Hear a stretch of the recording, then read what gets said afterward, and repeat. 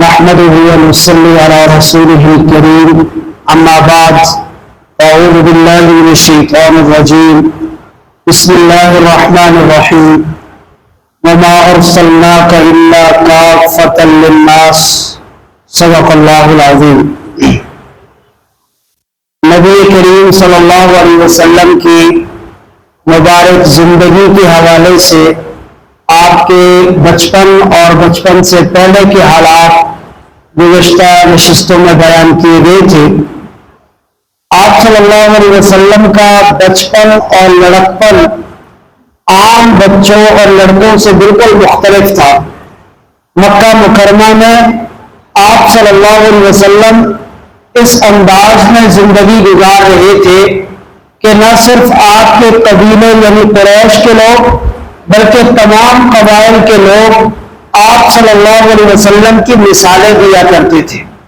آپ کی امانت اور دیانت کی وجہ سے آپ کو امین اور صادق کا لقب دیا جانے لگا۔ چنانچہ رسول اللہ صلی اللہ علیہ وسلم معاشرے میں رہتے ہوئے کئی سرگرمیوں کا بھی حصہ بنتے تھے۔ آپ صلی اللہ علیہ وسلم کی جب عمر مبارک تقریباً 20 سال کی تو مکہ کے مختلف قبائل کے اندر ایک لڑائی کا آغاز ہوا۔ ہوتا یوں تھا کہ مکہ کے اندر ایک بہت بڑا بازار اور میلہ لگتا تھا جس کو اوقاز کا میلہ کہا جاتا تھا۔ اس وقت کے رواج اور روایت کے مطابق مختلف قسم کے شعراء اور ادیب اس میلے کے اندر آ کر اپنے کلام لوگوں کو سناتے تھے اور کلاموں میں ایک دوسرے پر طنز اور ایک دوسرے پر تنقید اور اسی طرح اپنے قبیلے اور اپنی قوم کی جو بڑائی ہے وہ بیان ہوتی تھی، اور بسا اوقات یہ ایسے انداز اختیار کرتے تھے کہ جس میں قبائل کے درمیان لڑائیاں شروع ہو جاتی تھی۔ تو اسی طرح کا ایک واقعہ یہ پیش آیا کہ اس میلے کے دوران مکہ کے دو مشہور قبائل تھے، بنو قیس، قبیلہ بنو قیس اور قبیلہ بنو کنانہ۔ ان دونوں کے دو افراد کے درمیان لڑائی شروع ہو گئی۔ بنو قیس کے فرد نے بنو کنانہ کا جو فرد تھا اس نے بنو قیس کے آدمی کو قتل کر دیا۔ اب یہ قتل کا معاملہ اتنا زیادہ بڑا کہ دونوں قبائل کے درمیان جنگ چھڑنے کا خطرہ شروع ہو گیا۔ چنانچہ عربوں کا ایک دستور یہ تھا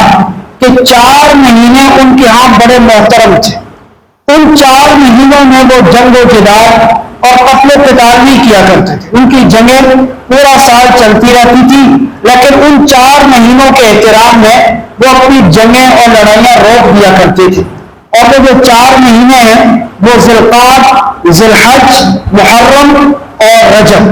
یہ 4 مہینے ان کے یہاں نہایت ہی قابل احترام تھے۔ اب جب یہ واقعہ پیش آیا تو قبیلہ جو بنو قیس تھا اس نے طیش میں آ کر ذوالقعدہ میں بنو کنانہ پر حملہ کر دیا اور ان دونوں قبیلوں کے درمیان لڑائی چھڑ گئی۔ ابھی یعنی لڑائی کا آغاز نہیں ہوا کہ قبائل کے مختلف سردار بیچ میں آئے اور انہوں نے بچ بچاؤ کروا دیا، اور جب یہ اشہر حرم یعنی حرمت والے مہینے گزر گئے تو دوبارہ بنو قیس نے بنو کنانہ پر حملہ کیا۔ اب یہ جو بنو کنانہ تھے یہ قریش کے معاہدہ بردار تھے۔ انہوں نے آپس میں ایک ایگریمنٹ اور معاہدہ کیا ہوا تھا کہ ہم دونوں مل کر اگر کوئی حملہ کرے گا تو ہم پر ایک قبیلے پر کرے گا تو دوسرے قبیلے پر حملہ تصور ہوگا، مل کر دشمن کا مقابلہ کریں گے اور مل کر ایک دوسرے کی حفاظت کریں گے۔ اب جب بنو کنانہ پر حملہ ہوا تو ظاہر ہے کہ قریش ان کے معاہدہ بردار تھے، انہیں لازمی طور پر ان کے ساتھ آنا تھا۔ اوپر سے یہ ہوا کہ اب جو قبیلہ بنو قیس تھا انہوں نے صرف بنو کنانہ پر حملہ نہیں کیا بلکہ قریش پر بھی براہ راست حملہ کر دیا۔ تو وہ دونوں قبیلے قریش اور بنو کنانہ ان کے خلاف لڑنے کے لیے میدان میں آ گئے، اور اس موقع پر قریش کے تمام افراد میں جو لوگ شامل تھے تو اس میں آپ صلی اللہ علیہ وسلم کے چچا اور دیگر رشتہ دار بھی شامل تھے۔ تو چونکہ آپ نوجوان تھے اس وقت 20 سال کی عمر تھی تو آپ کو بھی اس معاملے میں شریک ہونا پڑا. آپ تشریف لے گئے لیکن براہ راست آپ نے جنگ میں شرکت نہیں کی, لیکن اس موقع پر آپ کی موجودگی جو ہے وہ روایات کے اندر ملتی ہے. تو یہ ایک اس جنگ کو جنگ فجار کہا جاتا ہے, یعنی ظلم والی اور زیادتی والی جو جنگ تھی, چونکہ یہ اشہر حرم کے اندر ہوئی تھی, اس کا آغاز ہوا تھا, اس لیے عربوں کے اندر یہ اسلام سے مشہور. یہ گویا کہ ایک پہلا مارکا تھا براہ راست جس میں نبی پاک صلی اللہ علیہ وسلم کی کسی نہ کسی حوالے سے شرکت ہوئی. اور پھر اس کے بعد قریش کے اندر ایک مخصوص معاہدہ لکھا گیا جس کو حلف الفضول کہا جاتا ہے. انہوں نے آپس میں یہ معاہدہ کیا کہ ہم ہمیشہ مظلوم کی مدد کریں گے اور ظالم کی کبھی بھی حمایت نہیں کریں گے. جہاں پر بھی ہمارے قبیلے کے درمیان اگر دو لوگوں کے درمیان کوئی نزاع ہوتا ہے تو اس میں دیکھا جائے گا کہ مظلوم کون ہے اور ظالم کون ہے. تو بحیثیت قبیلہ ہم سب مظلوم کا ساتھ دیں گے, ظالم کا ساتھ نہیں دیں گے. تو چونکہ یہ ایک اچھا معاہدہ تھا تو آپ صلی اللہ علیہ وسلم نے اس معاہدے میں خود بڑھ چڑھ کر کے حصہ لیا,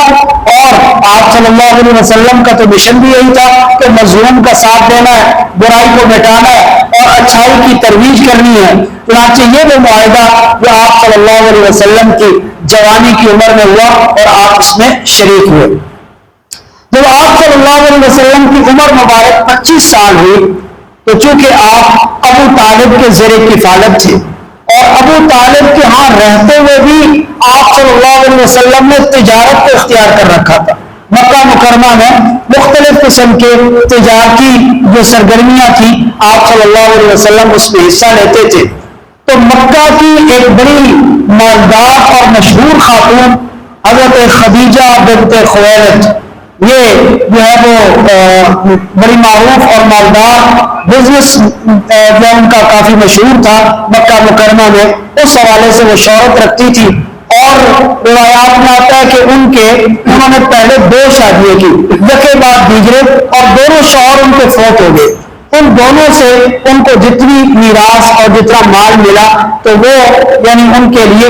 اس کی جو مقدار تھی وہ بہت زیادہ تھی, اس لیے مکہ مکرمہ میں ان کی مالی حیثیت بہت اسٹرانگ تھی. تو وہ اپنے تجارتی قافلے بھیجا کرتی تھی.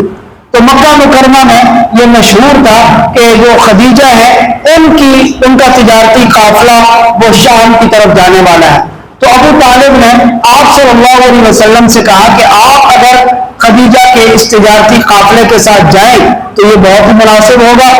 اور جو خدیجہ بنت خویلد تھی ان کو جب پتا چلا کہ محمد جو ہے جن کی ایک بڑی خاص شہرت تھی مکہ مکرمہ میں امانت, دیانت اور تجارت کے حوالے سے, تو انہوں نے اس پر بڑی خوشی کا اظہار کیا اور آپ صلی اللہ علیہ وسلم کو اپنا تجارتی سامان دے کر شام کی طرف روانہ کیا, اور اپنا ایک غلام میسرہ جس کا نام تھا وہ بھی آپ صلی اللہ علیہ وسلم کے ساتھ انہوں نے روانہ کیا. اس پورے سفر کے دوران میسرہ جو غلام تھا حضرت خدیجہ کا, اس نے اپنی آنکھوں سے آپ صلی اللہ علیہ وسلم کے مختلف قسم کے کمالات اور آپ صلی اللہ علیہ وسلم کی عظمت اور شان کا مشاہدہ کیا. ان میں بطور خاص ایک بات یہ تھی کہ آپ صلی اللہ علیہ وسلم جہاں پر بھی چلتے تو دھوپ کے اندر ایک بادل آپ کے اوپر مسلسل سایہ کیے رکھتا, اور پھر شام کے اس بازار میں جا کر جس انداز میں آپ صلی اللہ علیہ وسلم نے بزنس ڈیلنگ کی اور جس مہارت کے ساتھ وہاں پر حضرت خدیجہ کے سامان کو فروخت کیا اور پھر اس کے بدلے میں نیا سامان خریدا, اور اس میں آپ صلی اللہ علیہ وسلم کے ذریعے حضرت خدیجہ کو بہت زیادہ تجارتی نفع ہوا. آپ کو بھیجنے سے پہلے ہی حضرت خدیجہ نے کہا تھا کہ میں اگر کسی اور فرد کو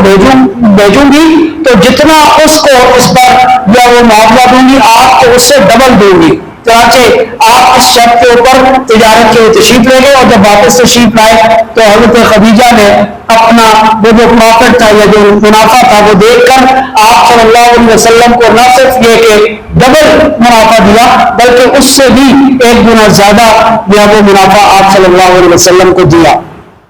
ان کے غلام میسرہ نے واپس آ کر حضرت خدیجہ کو جب یہ ساری سفر کی روایات سنائی اور آپ صلی اللہ علیہ وسلم کے کمالات سنائے تو حضرت خدیجہ نے چونکہ پہلے آپ صلی اللہ علیہ وسلم کے بارے میں سن رکھا تھا تو اس بزنس ٹور کے بعد میسرہ کی گفتگو سن کر حضرت خدیجہ کے دل میں آپ کی عزت، آپ کا احترام اور آپ صلی اللہ علیہ وسلم کا مقام اور بڑھ گیا۔ چنانچہ حضرت خدیجہ کو مکہ کے کئی سرداروں کی طرف سے نکاح کے پیغامات آئے، لیکن انہوں نے کسی کے ساتھ بھی شادی پر رضامندی کا اظہار نہیں کیا۔ آپ صلی اللہ علیہ وسلم سے شادی کے حوالے سے انہوں نے اپنے ارادے کا اظہار کیا اور اپنی ایک سہیلی کو آپ صلی اللہ علیہ وسلم کے پاس بھیجا۔ انہوں نے غیر محسوس طریقے سے آپ سے جب گفتگو کی، آپ نے آمادگی کا اظہار کیا تو آپ صلی اللہ علیہ وسلم کے جو چچا تھے وہ رشتہ لے کر حضرت خدیجہ کے پاس آ گئے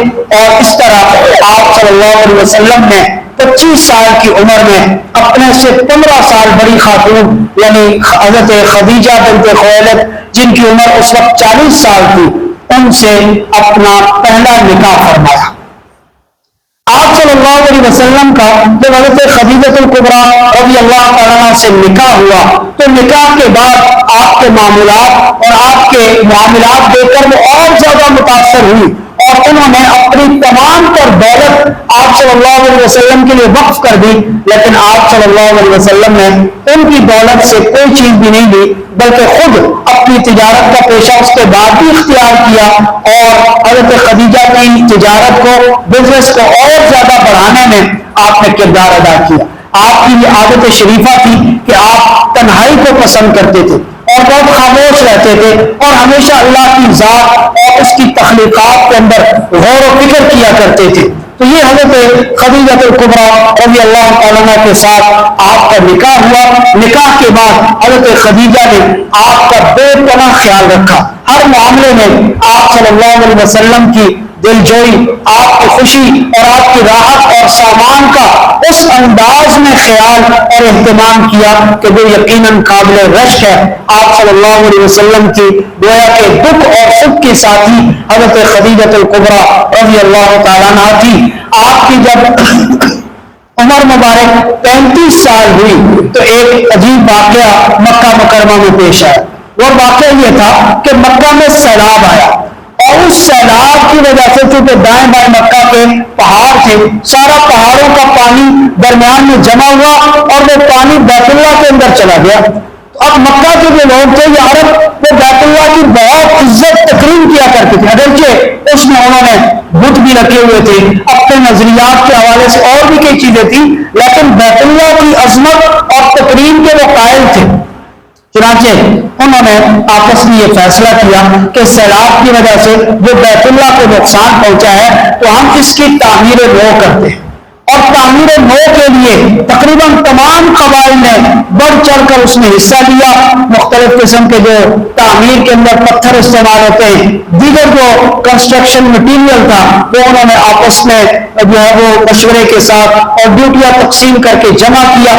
اب یہ مسئلہ تھا کہ اس میں عمارتی لکڑی لگانی تھی تو مکہ کے اندر لکڑی کا فقدان تھا، تو اس وقت جو ہے ایک تاجر جو جدہ کی پورٹ تھی وہاں پر ایک بہت بڑا جو ہے لکڑی کا اسٹاک لے کر آیا، تو وہاں مکہ کا ایک شخص تھا، ایک قبیلے کا سردار، وہ وہاں پر گیا اور اس نے اس تاجر کے ساتھ ڈیل کی، اور وہ ایک آرکیٹیکٹ بھی تھا، انجینئر بھی تھا، اسے ساتھ بھی لے آیا اور اسے لکڑی بھی خرید کر لے آیا، اور اس نے بیت اللہ کی تعمیر کے اندر جو قریش تھے یا مکہ کے رہنے والے دیگر قبائل تھے ان کی معاونت کی۔ اب تعمیر سے پہلے سابقہ تعمیر کے انہدام کا مسئلہ تھا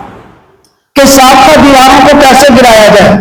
اب جو وہاں عرب قبائل تھے وہ اس حوالے سے بڑے سینسٹیو تھے اور ان کا یہ ذہن تھا کہ اگر ہم نے بیت اللہ کو ہاتھ لگایا یا گرانے کے ارادے سے گئے تو اللہ کا غصہ اور ناراضگی ہم پر ظاہر ہوگی۔ چنانچہ کسی میں یہ ہمت نہ ہوئی۔ ان میں ایک شخص تھا ولید بن مغیرہ، اس نے کہا کہ ہماری تو نیت اچھی ہے، ہم بیت اللہ کو دوبارہ تعمیر کرنا چاہتے ہیں، تو اس میں کون سی ناراضگی والی بات ہے، میں یہ کام کروں گا۔ اس نے بیت اللہ کی دیوار گرانا شروع کر دی، اور جب گرائی تو کوئی بھی آگے نہیں بڑھا۔ لوگوں نے کہا کہ ہم رات بھر انتظار کریں گے،